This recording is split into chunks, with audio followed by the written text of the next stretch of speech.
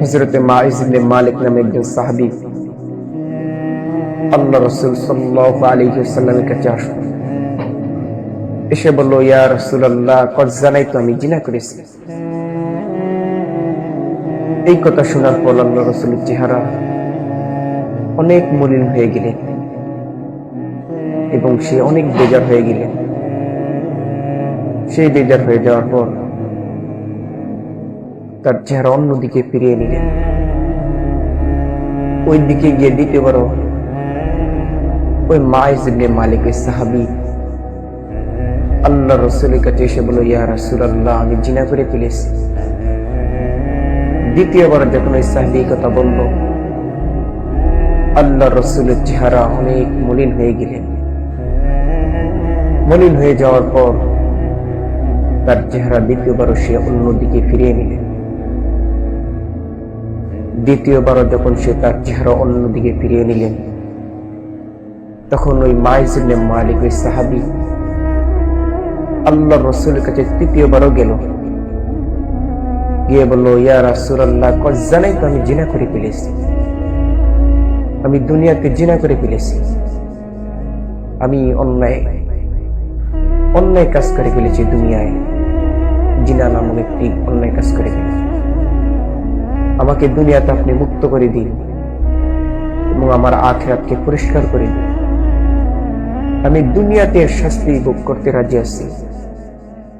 আমার দুনিয়ায় শাস্তি হোক, তাতে আমার কোনো সমস্যা নাই, যাতে করে আমার আখিরাতে কোনো কষ্ট না হয়।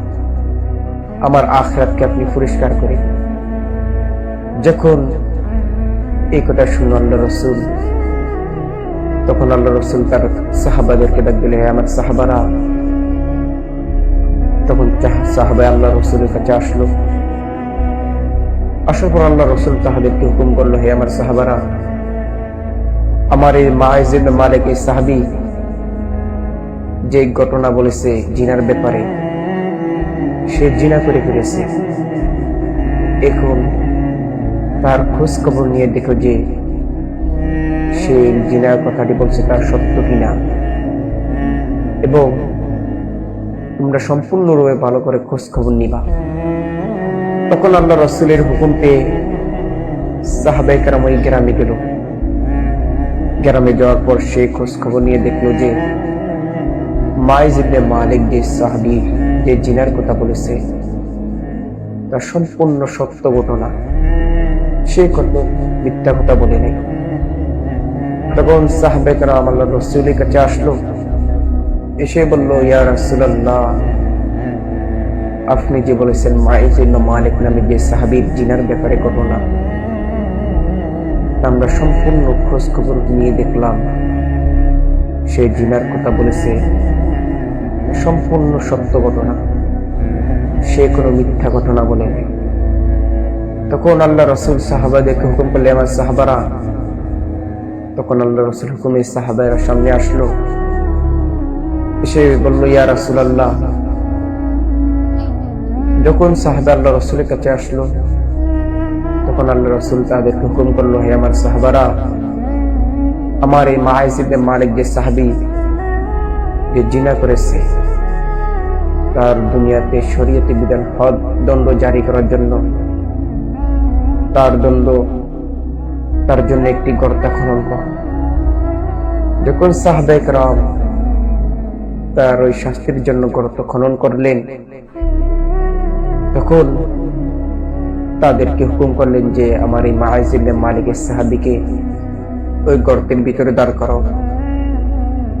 যখন আল্লাহ রাসূলের হুকুমে ওই সাহাবাকে ওই গর্তের ভিতরে দাঁড় করাইল, তখন আল্লাহ রাসূল সাহাবাদেরকে হুকুম করলে, আমার সাহাবারা, তোমরা চতুর্দিক থেকে পাথর নিক্ষেপ করো।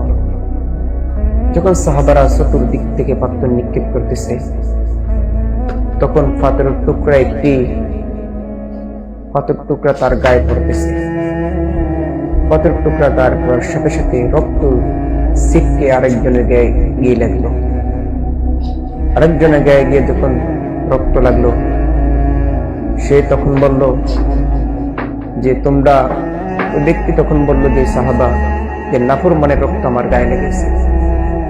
বৎকার রক্ত আমার গায়ে লেগেছে, অসৎ ব্যক্তির রক্ত আমার গায়ে লেগেছে। এই কথা শোনার পর রাসূল সাল্লাল্লাহু আলাইহি ওয়াসাল্লাম তাদেরকে ডাকলো, বলল, হে সাহাবা, তুমি কি বলছো? সে গুনাহ করেছে, দুনিয়ার কেউ জানে নাই। সে গুনাহ করেছে, দুনিয়ার কেউ দেখে নাই। সে গুনাহ করেছে, দুনিয়ার কেউ শুনেও নাই, জানেও নাই। স্বয়ং আল্লাহ তাআলাই শুনছে, দুনিয়ার কেউ শুনে নাই। তখন আল্লাহ রাসূল তাদেরকে বলল, সে গুনাহ করেছে, স্বয়ং আল্লাহ তাআলা জানে, আর কেউ জানে না। সে তার দুনিয়া থেকে মুক্ত হওয়ার জন্য, দুনিয়া থেকে শাস্তি ভোগ করে আখিরাত মুক্তি থাকার জন্য সে এই শাস্তি ভোগ করলো। তখন আল্লাহ রাসূল সাহাবাদেরকে বলল, হে আমার সাহাবারা, এই ব্যক্তি যে তওবা করতেছে এবং গুনাহ থেকে মাফ চাইতেছে, এর তওবা যদি আল্লাহ তাআলা কবুল করেন এবং এর তওবা যদি আল্লাহ তাআলা সমগ্র মানুষের মধ্যে বন্টন করে দেন, আল্লাহ তাআলা এর পরিবর্তে আমাদের সকলের গুনাহ আল্লাহ তাআলা মাফ করে দিতে পারে। অতএব তোমরা তাকে নিয়ে কোনো অন্যায় খারাপ অভ্যাসের কোনো কথা বলিও না।